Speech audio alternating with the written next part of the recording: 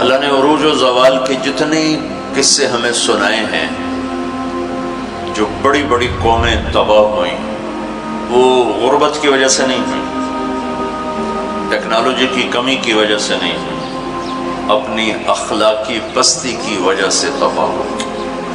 ألم تر كيف فعل ربك بعاد إرم ذات العماد التي لم يخلق مثلها في البلاد، یہ ایک قوم، وثمود الذين جابوا الصخر بالواد، یہ ایک دوسری قوم، وفرعون ذي الأوتاد، ایک تیسری قوم۔ اللہ تعالیٰ کہہ رہے ذرا دھیان سے میری بات بھی سنو اور غور بھی کرو کہ تمہارے رب نے قوم عاد کے ساتھ کیا کیا، جن جیسا تیرے اللہ نے بنایا ہی نہیں تھا۔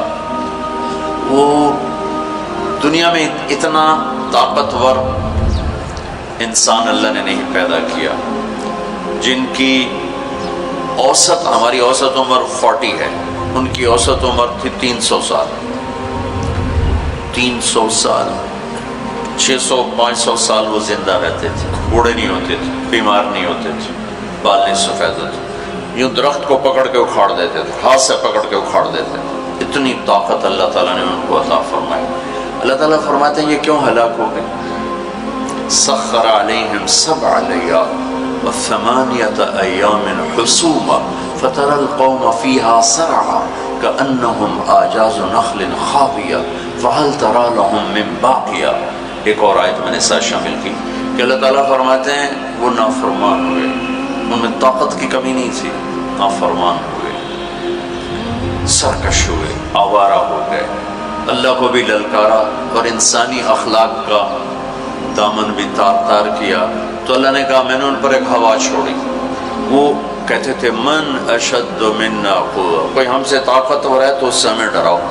ان کے نبی تھے ہود علیہ السلام، وہ کہتے کوئی ہم سے طاقتور ہے تو ڈراؤ، ہمیں کس سے ڈراتے؟ من اشد منا قوة، کوئی ہے ہم سے زیادہ طاقتور؟ تو اللہ نے جواب دیا اولم یروا ان الذی خلقهم هو اشد منهم قوة وكانوا بآیاتنا یجحدون۔ میرے نبی ہود ابھی نے بتائیں کہ جس اللہ نے تمہیں نطفے سے اتنا بڑا انسان بنایا ہے نا، وہ تم سے زیادہ طاقتور ہے۔ اللہ تو نظر نہیں آ رہا، لہٰذا وہ کہتے ہو ہے ہی کوئی نہیں، ساڑھے جائے ہے ہی کوئی نہیں، کوئی دکھاؤ۔ جب وہ اکڑتے ہی گئے تو اللہ نے ایک ہوا چھوڑ دی، 7 لیال و8 ایام، 7 راتیں اور 8 دن۔ اور اس کائنات کی سب سے طاقتور مخلوق ہوا ہے، سب سے طاقتور۔ جب اللہ تعالیٰ نے زمین پیدا کی تو یہ امبیلنس تھی، تو اللہ تعالیٰ نے پہاڑ گاڑے تو بیلنس ہو گئی۔ فرشتوں نے کہا یا اللہ پہاڑ سے کوئی طاقتور مخلوق ہے؟ تو اللہ نے کہا لوہا، کاٹ دیتے۔ تو فرشتوں نے پوچھا یا اللہ لوہے سے طاقتور کوئی مخلوق ہے؟ تو اللہ نے فرمایا آگ ہے جو اسے پگھلا دیتی۔ تو فرشتوں نے پوچھا یا اللہ آگ سے طاقتور کوئی مخلوق ہے؟ تو اللہ نے فرمایا پانی جو اسے بجھا دیتا ہے۔ فرشتوں نے پوچھا یا اللہ پانی سے طاقتور کوئی مخلوق ہے؟ تو اللہ نے فرمایا ہوا ہے جو اسے بخارات بنا کے اڑا دیتی۔ تو ہوا اس کائنات کی اللہ نے سب سے طاقتور مخلوق بتائی ہے۔ اب عجب بات بتاؤں، فرشتوں نے پوچھا یا اللہ ہوا سے بھی طاقتور کوئی چیز ہے؟ اب حیران ہو گئے سب اپنے نبی کی بات۔ تو یا اللہ ہوا سے بھی طاقتور کوئی مخلوق ہے؟ اس کائنات میں ہوا سب سے طاقتور چیز ہے۔ اللہ نے کہا میرے بندے کا میرے نام پہ ایسے خرچ کرنا کہ کسی کو پتہ نہ چلے کہ اس نے خرچ کیا، ایسے دے کہ کسی کو پتہ ہی نہ چلے۔ تو اللہ نے کہا کہ یہ میرے بندے کا میرے نام پہ خرچ کرنا یہ اتنا طاقتور عمل ہے کہ ہوا بھی اس کے آگے جھک جاتی ہے، چونکہ یہ عمل میرے غصے کو بجھا دیتا، میرے غصے کو ٹھنڈا کر دیتا۔ اللہ کے غصے کو ٹھنڈا کرنے والی چیز اللہ کے نام پہ خرچ کرنا۔ مسلمان کنجوس نہیں ہوتا، بخیل نہیں ہوتا۔ تم لوگ کمال سمجھتے دوسرے کی جیب سے کھانا، کیونکہ ہم اس دور سے گزرے دوسرے کی جیب سے کھانا، اور اللہ تعالیٰ کمال دیکھتا ہے کہ اپنی جیب سے کھلا، خود بھوکا رہ کے اوروں کو کھلا۔ ایک دفعہ شیطان ملا کسی عابد کو، اس نے کہا آج جو پوچھو گے نا سچ بتاؤں. شیطان کہ اچھا ایک بتا دے، تیرے یار کتنے، تیرے دوست کتنے؟ کہنے لگا 3. کون؟ ایک جو غصے والا. غصہ تو سب میں ہے، جس کو غصے پہ کنٹرول نہ ہو، پھٹ جاتا ہو پھٹ جاتا ہو پھٹ جاتا ہو. غصہ سب کو آتا ہے، کھوتے نو غصہ آ جاتا ہے انسان. تو انسان غصہ آنا نیچرل ہے، نہ آئے تو پریشانی کی بات ہے. غصے کو پینا نہیں، برداشت نہ کرنا، اس سے معاشرہ ٹوٹتا ہے. تو اس نے کہا غصے والا بڑا اچھا میرا یار ہے پکا. دوسرا نشہ کرنے والا، شراب پینے والا میرا بڑا گھاٹا یار ہے. اور تیسرا بخیل کنجوس میرا بڑا یار ہے. اور اگلی عجیب بات بتاؤں، کیا اگر بدقسمتی سے یہ تینوں باتیں کسی میں اکٹھی ہو جائیں کہ وہ کم وقت غصہ بھی میں بھی پھٹتا ہو، شراب بھی پیتا ہو، بخیل بھی ہو، تو پیر ہوتا ہے تو میں مرید ہونا کہ پیر صحیح. شیطان اس کا مرید ہوتا ہے اور وہ پیر ہوتا ہے. وہ ایسی خطرناک بلا بن جاتا ہے. مسلمان کا صدقہ عادت ڈالو بچوں، خرچ کرنے کی عادت ڈالو. سخی کا کبھی ہاتھ تنگ نہیں ہوگا، اللہ اس کو اپنے خزانوں سے دیکھا. لیکن آج کل ماں باپ سکھاتے ہیں گنجائش کرو گنجائش کرو، جمع کرو جمع کرو، گجیاں میں پیسے ڈالو. اور تم اللہ کے نام پہ لگانا سیکھو، اللہ تمہیں وہاں سے دے گا جہاں سے وہم و گمان بھی نہیں. انفق ولا تخش من ذی العرش قلالا، خرچ کر اور عرش والے سے تنگی کا ڈر نہ کر. اس مراد فضول خرچی نہیں، اللہ کے بندوں پہ خرچ کرنا، ضرور مندوں پہ خرچ کرنا. تو اللہ کے نام پہ صدقہ اس کائنات کی سب سے طاقتور چیز، جو کہ ہوا کو بھی سے اوپر اللہ نے بیان کیا. اور اللہ نے کہا یہ تیرے رب کے غصے کو بجھا ٹھنڈا کر دیتا. اللہ نے ہوا چھوڑی اور اس قوم کو تہس نہس کر دیا. ان کے قد ہوتے تھے 50 فٹ 60 فٹ 40 فٹ کے قد ہوتے تھے. تو ہوا نے ان کو ایسے اٹھایا، بگولا چلتا رہا ایسے. تو آپس میں ان کے سر ٹکراتے تھے، ٹھا ٹھا ٹھا ٹھا ٹھا ٹھا، یہاں تک ان کی کھوپڑیاں پھٹ گئیں، ان کے دماغ نکل گئے. پھر انہوں نے پٹخ کے زمین پر مارا، دھڑ الگ ہو گئے، سر الگ ہو گئے. اس کے پیچھے تباہی کی وجہ نہ پیسے کی کمی نہ ٹیکنالوجی کی کمی اس دور کی. وَثَمُودَ الَّذِينَ جَابُوا الصَّخْرَ بِالْوَادِ. پھر اللہ نے کہا ایک اور قوم آئی جنہیں پتہ چلا کہ ہود علیہ السلام کی قوم پر ہوا چلی تھی، لہٰذا ہم کیا کریں گے، ہم پہاڑوں میں گھر بنائیں گے.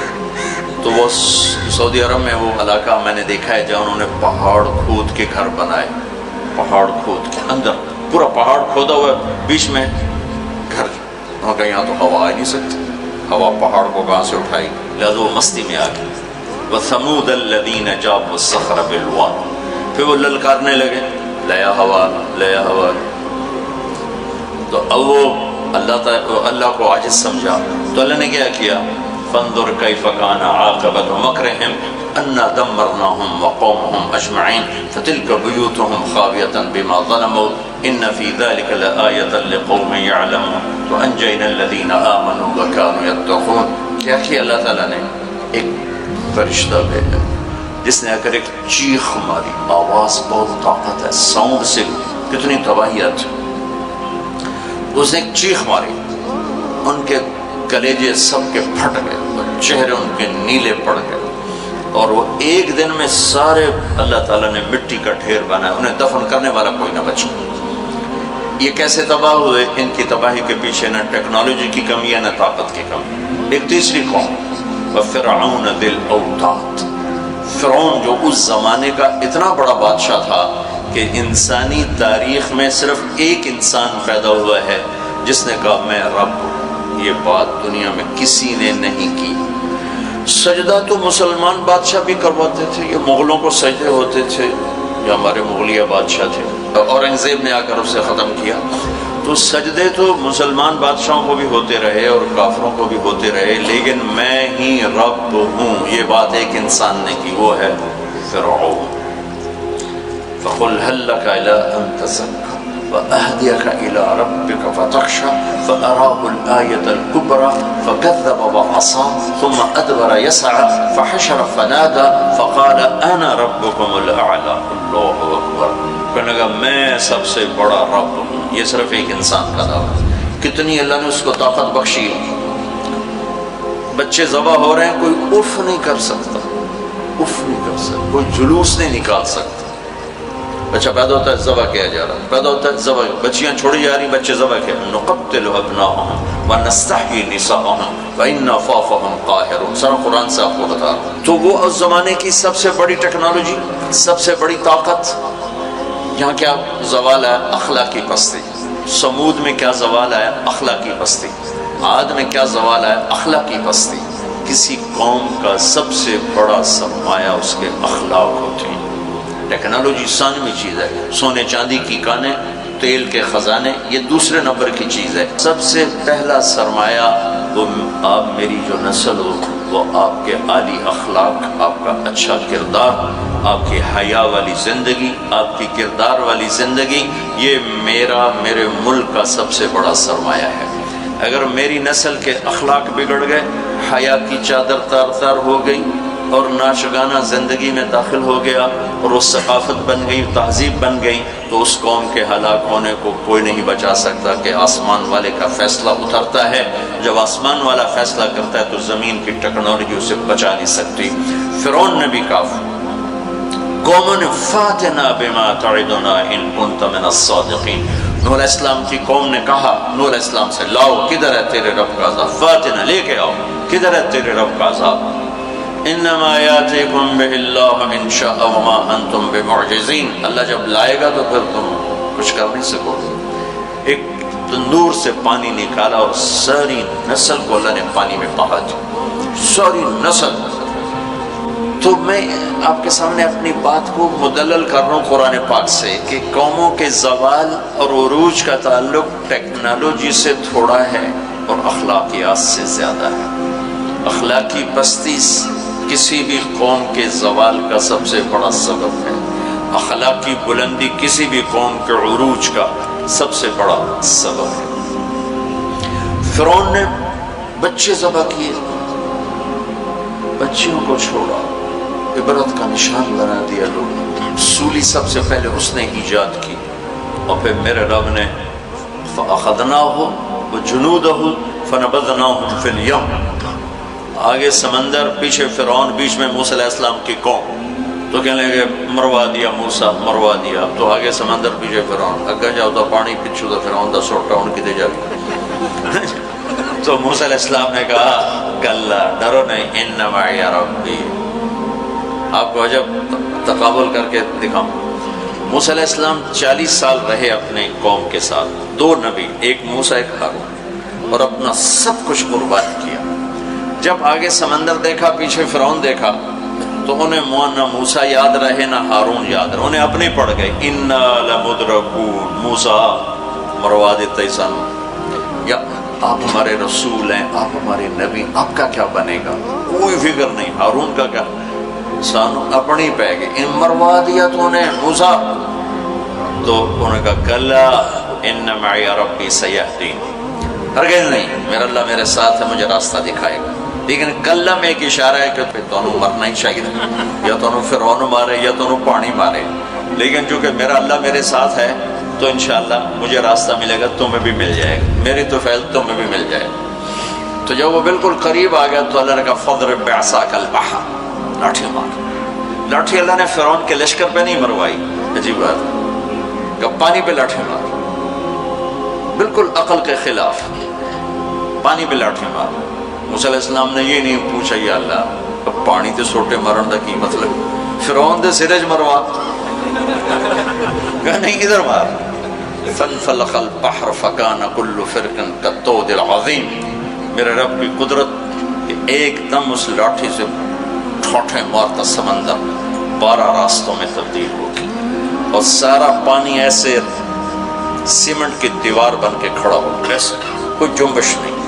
اور 12 قبیلے تھے، 12، تو ہر قبیلہ ایک راستے پہ پانی میں انٹر ہو گیا، بڑی بڑی دیواریں. اب ان کو پریشانی شروع ہو گئی کہ پتہ نہیں نال دیں کی حال ہے. تو اللہ تعالیٰ نے پانی کو ٹرانسپیرنٹ کر دیا. پہلے ہوتا ہے لیکن نظر نہیں آتا نا، تھک ہو، تو اللہ تعالیٰ نے دکھانا شروع کر دیا، تو وہ جا رہا ہے، وہ جا رہا ہے، وہ جا رہا ہے، سب جا رہے جا رہے جا رہے، سب پار نکل گیا تو فرعون کنارے پر آ گیا، انٹر ہوا، اس کے ساتھ اس کا لشکر انٹر ہوا۔ تو اللہ نے پانی کو حکم دیا تو پانی دوبارہ حرکت میں آیا اور سارا لشکر اس کے اندر ڈوبا، غرق ہوا۔ کہنے لگے ہمیں اعتبار نہیں، دکھاؤ واقعی مر گیا ہے۔ کہنے لگے پانی کی موج نے اٹھایا اور باہر پھینک دیا۔ موت کو دیکھ کے نبی بھول گیا 40 سال جنہوں نے محنت کی۔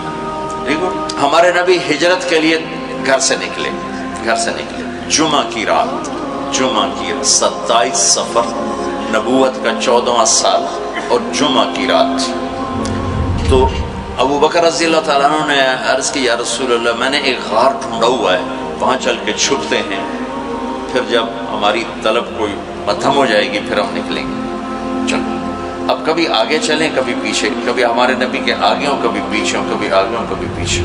تو آپ نے فرمایا کہ ابو بکر یہ کیا کرو، کبھی آگے کبھی پیچھے، کبھی آگے کبھی پیچھے۔ تو کہنے لگے یا رسول اللہ اخاف الرصد فامشی امامک واخاف الطلب فامشی خلفک۔ یا رسول اللہ جب مجھے یہ خیال آتا ہے کہ آگے کوئی دشمن چھپا ہوا وار نہ کر دے تو میں آگے چلتا ہوں کہ وار میرے اوپر پڑے آپ پہ نہ پڑے، اور جب مجھے خیال آتا ہے کہ وہ پیچھے سے آ کے حملہ نہ کر دے تو میں بھاگ کے پیچھے ہو جاتا ہوں کہ اگر کوئی وار کرے تو میرے اوپر آئے آپ پر نہ آئے۔ انا لمدرکون، ابو بکر کا عمل اور بنی اسرائیل کا عمل آپ فرق دیکھ رہے ہو۔ اگلے دن اچھا ہمارے نبی پنجوں پہ چل رہے تھے، پنجوں پہ، پورا پاؤں نہیں کہ اس زمانے میں کھوجی، جب تک کچی سڑکیں تھی یہ علم تھا، خود ہمارے گاؤں میں کھوجی تھے، گاؤں میں کھوجی تھے، کچی سڑکوں پہ پاؤں کے نشان پر چلتے چلتے سینکڑوں میل چلے جاتے تھے۔ ہمارے دادا کے اونٹ چوری ہوئے ڈیرہ غازی خان، چوری ہونا کوئی بڑی بات نہیں تھی، بےزتی سمجھی جاتی تھی اس زمانے میں، فلانے سردار دی چوری ہو گئی، تو وہ کھوجی کو لے کر چلے میاں چنو کے پاس ہمارا گاؤں ہے، وہاں سے چلتے چلتے ڈیرہ غازی خان سے چوٹی پہنچے، پاؤں کا نشان دیکھتے دیکھتے، اور وہاں سے اپنے اونٹ لے کر واپس آئے۔ تو میرے نبی پنجوں پر چل رہے تھے کہ قدم کا نشان نہ پڑے، لہذا جب آپ پہاڑ کے قریب پہنچے، یوں سیدھا پہاڑ ہے بالکل غار ثور ایسے، جب آپ چڑھنے لگے تو انگلیاں اتنی درد کرنے لگیں کہ آپ سے چڑھا نہیں گیا۔ تو ابو بکر رضی اللہ تعالیٰ عنہ نے آپ کو کمر پہ بٹھایا اور کمر پہ بٹھا کے اس پہاڑ کو اوپر لے کر کے، کبھی اللہ آپ کو لے جائے تو آپ دیکھنا کتنا وہ اوکھا پہاڑ ہے جس پر ابو بکر اوپر لے کر گئے۔ پھر آپ کو باہر بٹھایا، کہا آپ باہر بیٹھیں، خود اندر تشریف لے گئے۔ اندھیرا تھا تو ٹٹول کے سوراخ بند کرنے شروع کیے، روڑے پتھر اس سے، اب سوراخ باقی تھے اور روڑے ختم ہو گئے، تو اپنی پگڑی اتاری اور اس کو پھاڑ کے سوراخ بند کیے۔ پھر بھی سوراخ باقی تھے تو کرتا اتارا اور اس کو پھاڑ کے سوراخ بند کیے۔ پھر ایک سوراخ باقی رہ گیا، وہ جس میں سانپ تھا، اس کے اوپر اپنی ایڑی کو رکھ دی۔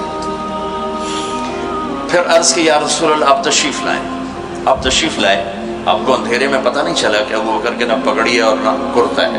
جب تھوڑی روشنی ہوئی، صبح صادق ہوئی، روشنی ہوئی تو دیکھا ابو بکر کے نہ کرتا نہ پگڑی۔ تو آپ نے کہا ابو بکر تیرا کرتا تیری پگڑی؟ کہ یا رسول اللہ آپ یہ دیکھ رہے ہیں سارے سوراخ تھے، مجھے خیال ہوا کوئی چیز آپ کو تکلیف نہ پہنچائے تو میں نے یہ سارے بند کر دیے۔ تو اس پر ایک دم میرے نبی کی آنکھیں بھر آئیں اور اب بے ساختہ روئے اور ہاتھ اٹھا کر رکھا یا اللہ میں ابو بکر سے راضی ہوں، تو بھی اس سے راضی ہو جا اور اسے جنت میں میرا ساتھی بنا تھا۔ تو فوراً جبریل آئے اور عرض کی یا رسول اللہ، اللہ تعالیٰ فرما رہے ہیں کہ ہم ابو بکر سے راضی ہیں اور جنت میں آپ کا ساتھی بنانے کی بشارت دیتے ہیں۔ بنو اسرائیل کہہ رہے ہیں مروا دیا، اور ابو بکر کیا کر رہے ہیں آپ کو تقابل کر کے بتا۔ پھر اگلے دن قریش کا کھوجی صرف انگلیوں کو پہچانتا غار ثور کی طرف چل پڑا۔ جب وہ چلے تو میرے رب کا غیبی نظام حرکت میں آیا۔ اللہ نے ایک بیل اگائی، وہ کافی کھلی جگہ، بیل اگائی، بیل، اس کے شاخوں کے اندر اللہ نے مکڑیوں کو حکم دیا، انہوں نے جالا بنا دیا، ایک کبوتری نے آ کے انڈے دے دیے، کھوجی ٹھیک دروازے پہ لے کے آ گیا، کا پاؤں کا نشان یہاں تک. تو اب ابوبکر کے دل پہ کیا گزر رہی تھی وہ قرآن بتاتا ہے. بنو اسرائیل کے دل پہ کیا گزری قرآن نے کہا انہیں اپنی پڑ گئی, اپنے نبی کی بھول گئی. لیکن جب یہاں دشمن سر پہ پہنچا ہے تو ابو بکر کے دل پر کیا گزری اس کو قرآن بتاتا ہے. اذ یقول لصاحبہ لا تحزن ان اللہ معنا. جب ہمارے نبی نے اپنے ساتھی ابو بکر سے کہا غم نہ کر اللہ ہمارے ساتھ ہے, غم نہ کر اللہ ہمارے ساتھ ہے. یہ غم کا لفظ ہے, خوف کا لفظ نہیں کہ ڈر نہیں, اللہ ہمارے ساتھ ہے. اگر قرآن کہتا لا تخف ڈرو نہیں اللہ ہمارے ساتھ ہے تو ڈرو نہیں کا لفظ بتلاتا کہ ابو بکر کو اپنی پڑ گئی, یار میرا کی بڑھنا. قرآن کہتا ہے غم نہ کر. ابو بکر کو اپنی ذات بھول گئی, اپنے نبی کا غم لگ گیا کہ یا اللہ میرے نبی کا کیا بنے گا, یا اللہ میرے نبی کا کیا بنے گا. تو اللہ تعالیٰ نے فرمایا اس ابو بکر کے سینے کو سامنے رکھ کر کہ اپنے حبیب کی زبان سے کہلوایا غم نہ کر اللہ ہمارے ساتھ ہے, اللہ ہمارے ساتھ ہے. پھر دونوں امتوں کا فرق بتانے لگا ہوں. بنو اسرائیل نے سمندر پار کیا, فرعون کو غرق ہوتے دیکھا, اور ایک نبی آگے ایک پیچھے, دو رسولوں کے درمیان جا رہے ہیں. اور آگے ایک بستی میں دیکھا فمروا علی قوم یعکفون علی اصنام لہم, وہ ایک بتوں کی پوجا کر رہے تھے.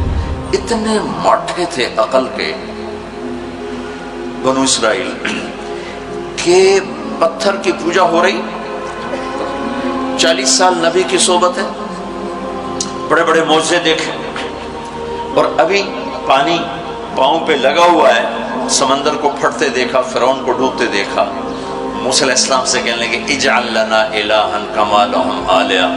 موسیٰ علیہ السلام جی ہماری ایک درخواست. کہنے لگے کیا اے جو ہے خدا سانو ہی لے دے. ایسے میں انہوں متھر ٹیکی. اتنی چھوٹی عقل کے تھے کہ ایک لے دے ہمیں. ان کو توڑے جا بے عقل میں دنیا جو ایک ہی کوئی انکم قوم تجہلون. ہمارے نبی دنیا سے تشریف لے گئے, فوت ہوئے 12 ربیع الاول 7 جون 633 عیسوی 11 ہجری پیر کا. یہی تقریباً یہی ٹائم ہے, اس سے تھوڑا سا آگے, زور سے پہلے. اب دنیا سے تشریف لے گئے, انتقال فرما گئے. اس صحابہ پہ عجیب و غریب کیفیت طاری ہوگی. عمر رضی اللہ عنہ نے تلوار نکال لی, جو کہے گا اللہ کا نبی فوت ہو گیا قتل کر دوں گا. وہ فوت نہیں ہوئے, اللہ کے پاس گئے, واپس آئیں گے. ابوبکر صدیق کو پتہ چلا, وہ عوالی ایک محلہ ہے وہاں گئے ہوئے تھے اپنی بیگم کے پاس. وہاں سے دوڑتے ہوئے آئے, گھوڑے سے چھلانگ لگائی, گھر میں داخل ہوئے. اپنی بیٹی کے حضرت عائشہ کے گھر میں آپ کا انتقال ہوا. آپ کے چہرے سے کپڑا ہٹایا, ماتھا چوما, آنسو گرے, اور کہا طبت حیا و میتا. میرے محبوب آپ دونوں حالتوں میں پاکیزہ خوشبودار ہیں, دنیا سے جانے کے بعد بھی اور دنیا میں رہتے ہوئے بھی. پھر تشریف لائے تو عمر کی آواز گرجدار, کوئی نہ کہے میرے نبی فوت ہو گئے. ممبر پر آ کر کھڑے ہوئے کہا عمر بیٹھ جاؤ. عمر کہنے لگے میں نہیں بیٹھتا. تو کہنے لگے ایھا الناس من کان یعبد محمدا فإن محمدا قد مات. جو لوگ محمد کی پوجا کرتے تھے تو سنو آج ان کو اللہ نے اٹھا لیا ہے. ومن کان یعبد اللہ فإن اللہ حی لا یموت. اور جو اللہ کی پوجا کرنے والے ہیں وہ سن لیں کہ اللہ موت سے پاک, زندہ, قائم دائم, حی قیوم موجود ہے. اور پھر آپ نے یہ آیت پڑھی انک میت و انہم میتون. میرے حبیب آپ نے بھی موت کا ذائقہ چکھنا ہے, وہ سب نے موت کا پیالہ پینا ہے. اور یہ آیت پڑھی وما محمد الا رسول قد خلت من قبلہ الرسل افإن مات او قتل انقلبتم علی اعقابکم. میرے نبی بھی تو رسول ہیں جیسے اور رسول ہیں, ان کو بھی تو موت نے آنا ہے, تو تم میرا راستہ چھوڑ دو گے, میرا دین چھوڑ دو گے. تو عمر رضی اللہ تعالیٰ عنہ فرماتے ہیں میری ٹانگوں سے جان نکل گئی, چونکہ مجھے پتہ چل گیا کہ آپ فوت ہو گئے ہیں. تو میں یوں نیچے گرا, سیدھا ایسے اسٹریٹ نیچے گرا کہ مجھے جو لگا جیسے یہ قرآن آج اترا ہے، جیسے یہ قرآن آج اترا ہے۔ تو ابوبکر صدیق رضی اللہ تعالیٰ عنہ صحابہ کا ایمان اور بنو اسرائیل کا ایمان اب تقابل، دو نبیوں کی موجودگی میں اتنے بڑے معجزے دیکھ کر ایک پتھر کا بت دے ہم بھی اس کو سجدہ کریں، اور یہاں میرے نبی دنیا سے جا چکے ہیں اور ابوبکر صدیق اعلان کرتے ہیں کہ اللہ زندہ ہے، موت سے پاک ہے، اور میرے نبی کو اللہ نے بلا لیا جیسے ہر نبی کو بلایا، میرے نبی کو بھی بلا لیا ہے۔ پہلی امتوں کو 2 نمازیں، ہمیں 5۔ پہلی امتوں کی مسجد کوئی نہیں، ہماری مسجد۔ پہلی امتوں کی اذان کوئی نہیں، ہمیں اذان۔ اور اذان اتنا بڑا عمل بنا دیا میرے نبی نے کہ آپ نے فرمایا کہ اذان دینے والا قیامت کے دن سب سے اونچے مقام پر کھڑا ہوگا۔ حضرت علی فرمایا کرتے تھے کاش میں اللہ کے نبی سے حسن حسین کے لیے مسجد نبوی کی اذان مانگ لیتا، یہ حضرت علی فرمایا کرتے تھے۔ اور جنگ قادسیہ میں مؤذن زخمی ہو گیا تو اذان دینے کے شوق میں سردار آپس میں بولے جگہ، ایک کہتا میں دوں گا، ایک کہتا میں دوں گا، پھر قرہ اندازی ہوئی جس کا نام نکلا اس نے اذان دی۔ حضرت عمر فرمایا کرتے تھے اگر میں امیر المومنین نہ ہوتا، اگر میں خلیفہ وقت نہ ہوتا تو میں مسجد نبوی کا مؤذن بننا پسند کرتا۔ کسی کو اذان نہیں ملی، ہمیں اذان۔ پہلا مؤذن بلال بنا، پہلے مؤذن اللہ نے بلال کو یہ عزت عطا فرمائی۔ دنیا میں یہ ہے اور آخرت میں یہ ہے کہ میرے نبی نے فرمایا کہ جب جنت میں جانے کا وقت آئے گا تو جنت کی میرے لیے سواری لائی جائے گی، میں اس سواری پہ بیٹھوں گا تو اس کی جو وہ رسی ہوگی وہ ایسے نیچے گر جائے گی، نیچے گرے گی۔ اس رسی کے یعنی اس کی جو لگام ہوتی ہے وہ نیچے گرنے کا مطلب ہے یہ ایسے نیچے گر گئی۔ اب نیچے گرنے کا مطلب ہے کہ اس کی ڈرائیونگ میرے نبی نے نہیں کرنی، کوئی آنے والا ہے، کوئی ڈرائیور آنے والا ہے جو رسی پکڑ کے چلے گا، کوئی کوچبان آنے والا ہے جو اس کو پکڑ کے چلے گا۔ رسی کا گرنا ایک انڈیکیشن ہے کہ کوئی نصیب والا اب آئے گا۔ جب آپ کی سواری کھڑی ہوگی، رسی نیچے ہے، تو اب سب کی گردنیں ایسے ہوں گی، کون، سب قیاس کرتے ہیں کون کون کون۔ اللہ کی طرف سے اعلان ہوگا بلال کو بلایا جائے، بلال بلال۔ تو بلال آپ کی سواری کی لگام پکڑیں گے اور آپ نے فرمایا کہ سب سے پہلے میں جنت میں جاؤں گا تو بلال میرے ساتھ ہوگا، میری سواری کی لگام پکڑ ہو جائے گا۔ تو ہمیں اذان ملی، کسی امت کو اذان نہیں ملی۔ ہمیں 5 نمازیں ملی، کسی امت کو نمازیں 2 نمازیں، ایک فجر کی 2 رکعت، عصر کی 2 رکعت۔ باجماعت نہیں، ان کو اپنی کتاب یاد نہیں، ہمیں قرآن یاد ہے۔ میرے مدرسے میں ایک بچہ اب ماشاءاللہ امریکہ میں وہ پڑھا رہا ہے، اس نے 30 دن میں قرآن یاد کیا۔ صبح یاد کرتا تھا، شام کو تراویح میں سناتا تھا۔ میرے مدرسے کا بچہ صبح بیٹھ کے مغرب تک پورا سپارہ یاد کر کے اور عشاء کو تراویح میں سنا دیتا تھا۔ اللہ نے میں ایسا قرآن دے دیا کہ 1 مہینے میں بھی یاد ہو جاتا ہے۔ 3 دن میں بھی ایک بزرگ نے یاد کیا، 3 دن میں قرآن یاد کیا۔ اللہ نے ہمیں قرآن کی دولت عطا فرمائی، پڑھنے کے لیے 5 نمازیں عطا فرمائی، تہجد کی نماز عطا